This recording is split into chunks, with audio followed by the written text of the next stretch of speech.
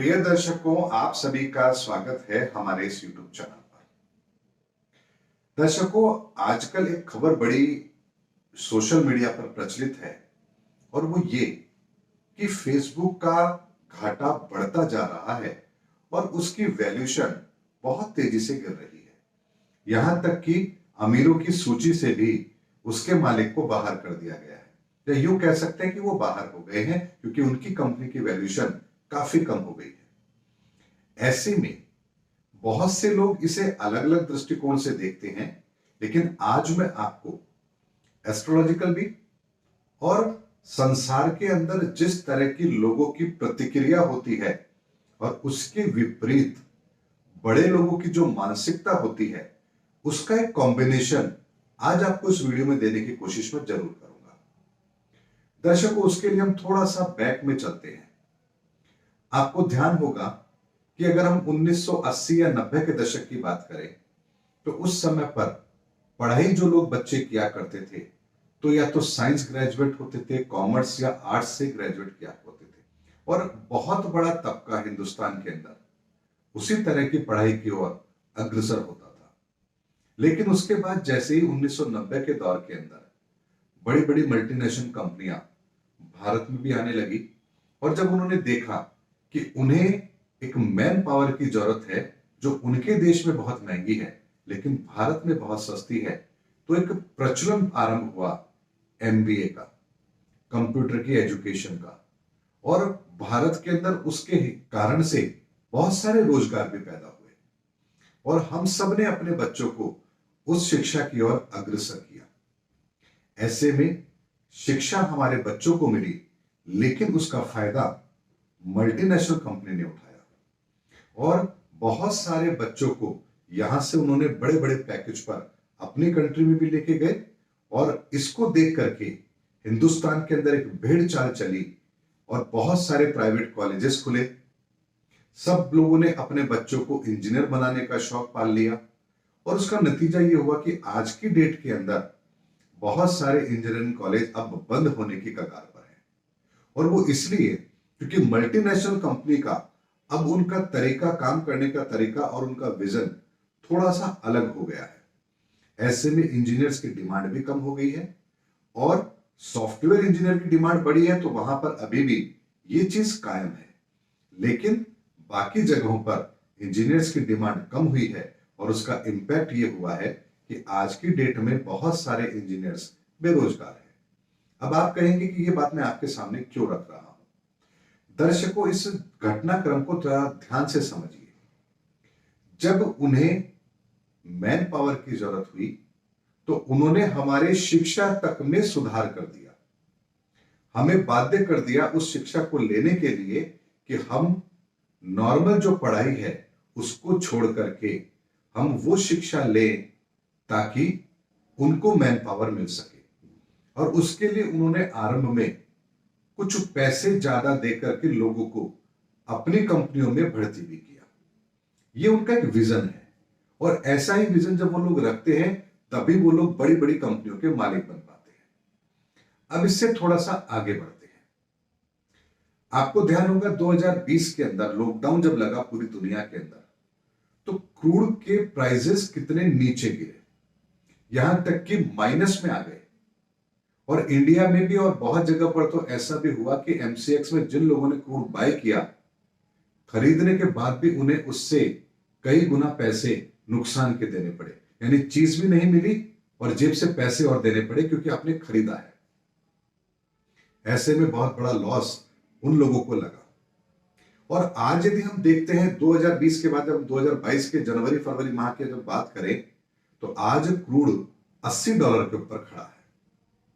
अब आप देखिए कि 2020 में ऐसा क्या हो गया कि क्रूड के प्राइसेस बहुत नीचे चले गए, और अब ऐसा क्या हो गया कि क्रूड के प्राइसेस $80 पर आ गए। अब इस सिनेरियो को भी समझते हैं। दर्शकों, अमेरिका जब क्रूड ऑयल से अपनी इकोनॉमी को गैस पर शिफ्ट कर रहा था, तब उसने क्रूड के प्राइसेस को बहुत नीचे लाने का काम किया, क्योंकि उसकी पूरी economy natural gas, shell gas पर शिफ्ट हो चुकी थी, और अब उसे क्रूड के अंदर सऊदी अरब की तरफ देखने की जरूरत नहीं थी, क्योंकि उसके पास अपना ही तेल का बहुत बड़ा भंडार था। ऐसे में उसने दुनिया के अंदर अपनी पोजीशन को बरकरार रखने के लिए, और मुस्लिम राष्ट्र जो थे या अरब कंट्रीज जो थी, जहां ईरान इराक का आपने युद्ध भी देखा है, वो स्थिति भी वहां आपने देखी है, ऐसे में अमेरिका वहां पर अपना वर्चस्व कायम रख सके, इसीलिए उसने बीच के अंदर क्रूड के प्राइसेस को बहुत नीचे भी किया। और ये बात मैं आपको बता रहा हूं 1990 के बाद के दशक की बता रहा हूं, यानी 2000 के आसपास की बात है। लेकिन उसके बाद में जैसे ही लॉकडाउन का समय आया, क्रूड थोड़े दिनों के लिए उसकी डिमांड कम हुई, और जिसके कारण से एक काल्पनिक ऐसी स्थिति पैदा हुई कि सप्लायर के पास में माल ज्यादा था और खरीदने वाले कम थे। लेकिन उसके बाद स्थिति ठीक हुई, और यहां पर भी एक बहुत बड़ा गेम होता है। और गेम क्या होता है? जो कंट्री क्रूड इंपोर्ट कर रही है, उन्होंने टैक्स कम नहीं किए, क्योंकि उन्हें अपने कोविड से हुए नुकसान की भरपाई करनी है। उसमें आप भारत को रख करके देख सकते हैं। यानी क्रूड के प्राइसेस बेशक कम हुए, लेकिन पेट्रोल के प्राइसेस कम नहीं हुए। क्रूड बढ़ रहा है तो यहां पर तो पेट्रोल के प्राइसेस भी यहां पर बढ़ जाते हैं, लेकिन कम होने पर उस अनुपात में कम नहीं होते हैं, क्योंकि टैक्स कलेक्शन अच्छा आता है, और जिससे कोविड की भरपाई करने के प्रयास यहां पर जरूर किए जाते हैं। लेकिन जो कंट्री क्रूड निकाल रही है, अमेरिका भी और अरब कंट्रीज भी, यहां पर इस समय क्रूड को लेकर के कोई वार नहीं हो रहा है, और ऐसा पहली बार हो रहा है। और क्यों हो रहा है, इसको भी समझते हैं। आने वाले टाइम के अंदर इलेक्ट्रॉनिक व्हीकल पूरी दुनिया की जरूरत है। ऐसे में यदि क्रूड ऑयल के प्राइसेस को लेकर के वॉर अगर कंटिन्यू रहेगी, तो उससे इलेक्ट्रॉनिक व्हीकल को आगे बढ़ाने में उनको मदद नहीं मिलेगी, बल्कि अवरोध पैदा होगा। ऐसे में अगर क्रूड के प्राइसेस बढ़ते हैं, तो उससे उत्पादक देशों को भी अधिक रेवेन्यू मिलेगा, जिससे वो अपने नुकसान जो कोविड के कारण उनको हुए हैं, उसकी भरपाई कर पाएंगे।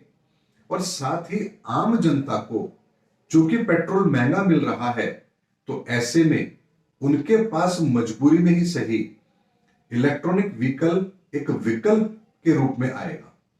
ऐसे में वो यहां पेट्रोल से शिफ्ट होकर के इलेक्ट्रॉनिक व्हीकल पर जाएं, इसकी बाध्यता उनके लिए बनेगी। अब जरा एक चीज और समझते हैं। जब तक इलेक्ट्रॉनिक व्हीकल पर लोग शिफ्ट होंगे, तब तक बहुत बड़ा रिसर्च पर खर्चा भी होगा। ऐसे में इंटरनेशनल मार्केट के अंदर क्रूड के प्राइसेस को ऊपर रखा जाए, जिससे कमाई हो। इलेक्ट्रॉनिक व्हीकल्स पर जो रिसर्च एंड डेवलपमेंट पे खर्च हो रहा है, उसके कारण से उसकी प्राइसेस अभी बहुत ज्यादा है। लोगों की डिमांड जब तक नहीं बढ़ेगी, प्रोडक्शन ज्यादा नहीं होगा, उसकी सेल नहीं बढ़ेगी, तब तक कॉस्ट नीचे नहीं आएगी। और इस पूरे सिनेरियो के अंदर यहां पर लोगों को बाध्य किया जाए कि वो इलेक्ट्रॉनिक व्हीकल आने वाले समय में खरीदे। और लोग ऐसे होते हैं कि जब तक हमारे सामने स्पष्ट चीज ना हो, हम कभी भी उस चीज को स्वीकार भी नहीं करते। अगर आज किसी को आप ये कहें कि देखिए पर्यावरण के लिए इलेक्ट्रॉनिक व्हीकल जरूरी है, कृपया आप खरीद लीजिए, कोई नहीं खरीदेगा। किसी को ये कहे कि देखिए इलेक्ट्रॉनिक व्हीकल सस्ता है, ले लीजिए, तब भी लोग नहीं लेंगे, क्योंकि जो पेट्रोल की गाड़ियां चलाने का शौक है वो अपना एक अलग ही होता है। ऐसे में यदि पेट्रोल के दाम आसमान पर पहुंच जाए, इलेक्ट्रॉनिक व्हीकल थोड़े सस्ते या बराबर की रेंज में आने लग जाए, गवर्नमेंट भी इलेक्ट्रॉनिक व्हीकल को प्रमोट कर दे, और पूरी कंपनियां जो इलेक्ट्रॉनिक व्हीकल में काम कर रही हैं, उनका इन्वेस्टमेंट भी यदि फ्री होने लगता है, जो वो इसमें रिसर्च एंड डेवलपमेंट में लगा रहे हैं, तो वो भी एक कंपटीशन की भूमिका में आ जाएंगे, कंपटीशन करने लगेंगे। ऐसे में जब तक ये स्थिति ना बने, तब तक विन विन सिचुएशन बनाई जा सके, इसके लिए पेट्रोल को भी ऊपर रखा जाए, ताकि आम पब्लिक को मजबूर किया जा सके कि वो इलेक्ट्रॉनिक खरीदने के लिए बाध्य हो। अब एक चीज और समझते हैं। ये पूरा घटनाक्रम हो रहा है, लेकिन हमें ये बात समझ नहीं आती है। और क्यों नहीं आती है? क्योंकि इस दुनिया के अंदर बहुत कुछ ऐसा होता है जो हमारी समझ से परे है। यानी ऐसा नहीं है कि इलेक्ट्रॉनिक व्हीकल अभी आने लगे हैं, बहुत पहले से इलेक्ट्रॉनिक व्हीकल आ रहे हैं, लेकिन कंपनियों ने अपनी रुचि उसमें कभी भी नहीं दिखाई। लेकिन जब गवर्नमेंट की भी इच्छा इलेक्ट्रॉनिक व्हीकल को प्रमोट करने की है, व्यापारियों का हित भी उसमें उनको नजर आ रहा है, और पेट्रोल आने वाले टाइम के अंदर बहुत महंगा ना होकर के इस कदर उसके भाव हो जाए कि कोई उसको पूछेगा भी नहीं, लेकिन ये तब होगा जब सब लोग इलेक्ट्रॉनिक व्हीकल पर शिफ्ट हो जाएंगे।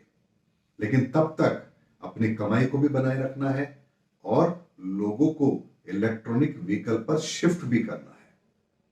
अब आप जरा इस पूरे घटनाक्रम को जब ध्यान से समझेंगे तो आप एक बात जरूर समझ पाएंगे कि इस दुनिया के अंदर जो लोग पैसा बनाते हैं, उन लोगों का विजन कभी भी 1-2 साल का होता ही नहीं है।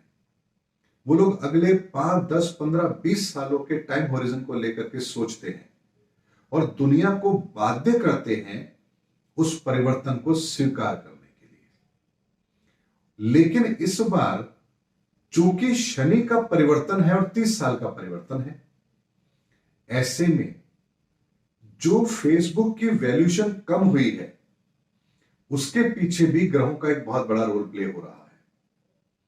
यानी फेसबुक ने अपनी बहुत बड़ी मनमानी की है और मैं आज तक नहीं समझ पाया कि फेसबुक की उपयोगिता इतनी ज्यादा कैसे है। हालांकि ट्विटर है, उसकी एक उपयोगिता है, समझ आती है, व्हाट्सएप की भी उपयोगिता समझ आती है, जीमेल की भी आती है, इंस्टाग्राम की भी आती है, लेकिन फेसबुक की उपयोगिता मुझे आज तक समझ नहीं आई कि आखिर उससे इंसान को फायदा क्या मिल रहा है।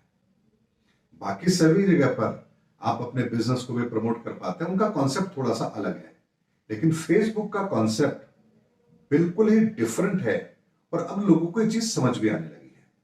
और यही कारण है कि लोगों का रुझान अब फेसबुक से हट करके बाकी एप्लीकेशंस पर ज्यादा हो रहा है। ऐसे में ये जो परिवर्तन हो रहा है, ये उन लोगों की समझ के ऊपर हो रहा है जो अपने आप को दुनिया का सर्वे सर्वा समझते हैं।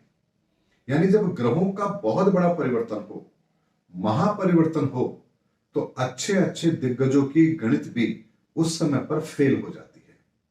और इसीलिए युग परिवर्तन के समय पर प्रकृति पूरी तरह से अपना रोल प्ले करती है, फिर वहां पर किसी का भी रोल प्ले नहीं होता है। अब दर्शकों, इस वीडियो को बनाने का मकसद आपके सामने मैं अवश्य रखूंगा। जिंदगी के अंदर जब भी कोई परिवर्तन हम देखते हैं तो कभी भी उस परिवर्तन को संकीर्ण मानसिकता से नहीं देखना चाहिए, क्षणिक लाभ से कभी भी नहीं देखना चाहिए, बल्कि उसकी उपयोगिता क्या है, भविष्य में क्या उपयोगिता रहेगी और उसके पीछे कौन सी विचारधारा काम कर रही है, इसकी समझ होना बेहद जरूरी है। यदि इस समझ को आपने समझ लिया तो जिंदगी के अंदर कभी भी आप चाहे व्यापार कर रहे हो या नौकरी कर रहे हो, कभी भी आप घाटा कर ही नहीं सकते, क्योंकि आपको पता होगा कि जो वर्तमान की स्थितियां हैं ये कितने समय के लिए है और कितना बड़ा परिवर्तन करने वाली है और इसके पीछे का मकसद क्या है। तो आप बहुत आसानी से अपनी रूपरेखा तय कर सकते हैं और आगे बढ़ सकते हैं। इसीलिए दर्शकों, हमेशा जिंदगी के अंदर जो हमारे सामने घटित हो रहा है, जरूरी नहीं है कि उसमें बहुत बड़ी कोई सच्चाई भी हो। कई बार बहुत कुछ ऐसा भी होता है जो हम सबकी समझ से परे होता है और उसके पीछे कोई बड़ा लाभ, कोई बड़ी योजना या कोई बहुत बड़ा परिवर्तन अवश्य छिपा होता है। इसीलिए कभी भी जीवन के अंदर कभी कोई प्रतिक्रिया दे तो पूरी तरह से उस चीज को एनालिसिस करने के बाद में फिर अपनी प्रतिक्रिया दें। आप जीवन में कभी भी हार नहीं सकते, ये मेरा दावा है। उम्मीद करता हूं दर्शकों, इस वीडियो को मैंने बनाया है आप लोगों के लिए, ताकि आने वाले परिवर्तन को आप महसूस कर पाएं और लोगों की मानसिकता, वर्तमान समय और भविष्य का परिवर्तन, तीनों का कॉम्बिनेशन आप समझ पाएं और अपने भविष्य को सुरक्षित कर पाए। उम्मीद करता हूं दर्शकों मेरा वीडियो आपको जरूर अच्छा लगा होगा। अगले वीडियो में आपसे फिर भेंट होगी, तब तक हमारे चैनल पर बने रहिए। जय हिंद, जय भारत।